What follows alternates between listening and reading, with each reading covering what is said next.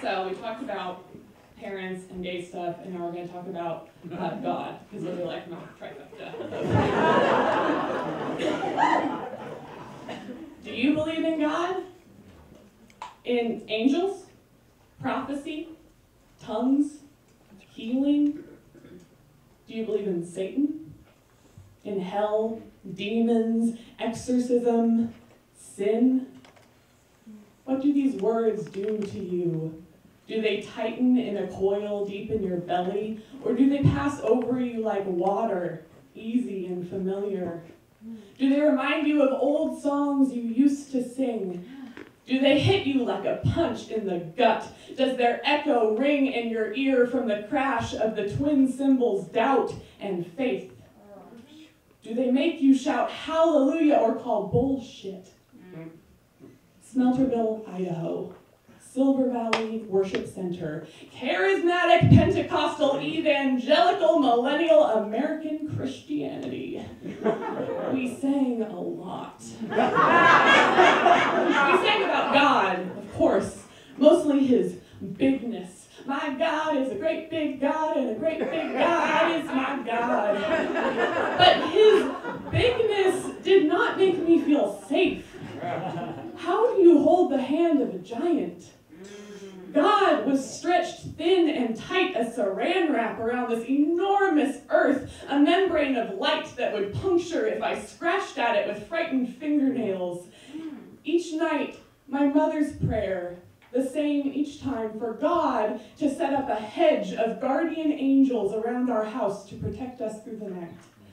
Now, I didn't know what a hedge was exactly, and I was really disappointed to learn later its definition as a row of bushes, because in my pre-sleep child mind, when those words sailed out from between my mother's lips, the clouds split and 7 angels descended, each 7 feet tall with a wingspan 7 feet wide, 7 being the number of perfection. Their wings were of fire and ice, and they vibrated like fucking hummingbirds, creating a shield of light and energy. Their wingtips barely touching, they hovered in a slowly rotating orb around my bedroom, brandishing swords that shot out blue flames when dark shadows approached the perimeter. A hedge.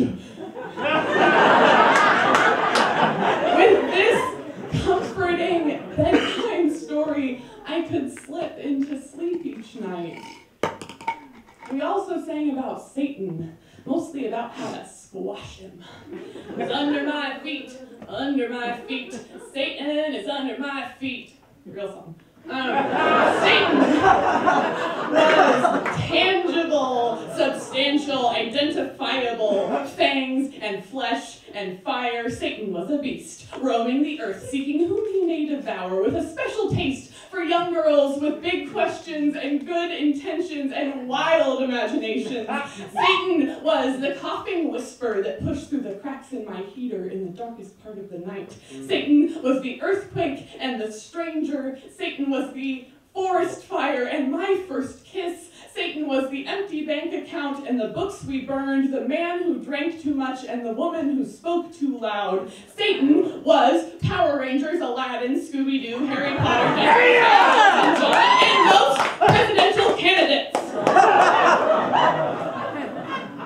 There were no PG-13 movies allowed in my house, but I saw my first exorcism when I was 12. Smelterville, Idaho, Silver Valley Worship Center. A woman with wild hair and wild eyes slipped in through the double doors at the back of the church. She moved down the center aisle towards the plexiglass altar as if pushed by a strong wind. Through the crowd of waving flags and trembling hands raised heavenward in gestures of pleading and abandon, a sea of grown-up children lifting their arms towards a preoccupied parent, their bodies begging to be lifted into the air and held there.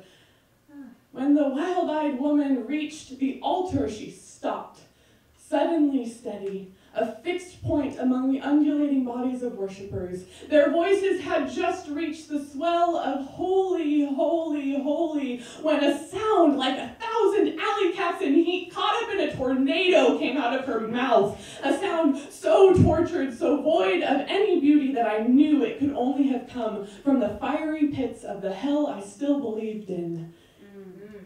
Satan sent the wild-eyed woman's body to the ground. Satan sent her hands to the neck of our pastor, and God sent 6 of our big armed brothers forward to restrain her. A coal miner, a lumberjack, a gym teacher, a truck driver, the hunter who shot the first buck of the season, and the sheriff. It took them 6 minutes to restrain her. It took 6 hours of fervent prayer and singing until someone decided that Satan was defeated and we should break for dinner. It took me 6 years to exercise myself of a belief nourished by fear, a faith fed by worry and guilt, where the devil lives in every unentered room and every person unmet. I learned to show guilt the finger and breathe through the worry, but sometimes still, in the darkest part of the night when the heater groans, I pray a little prayer for a hedge of angels.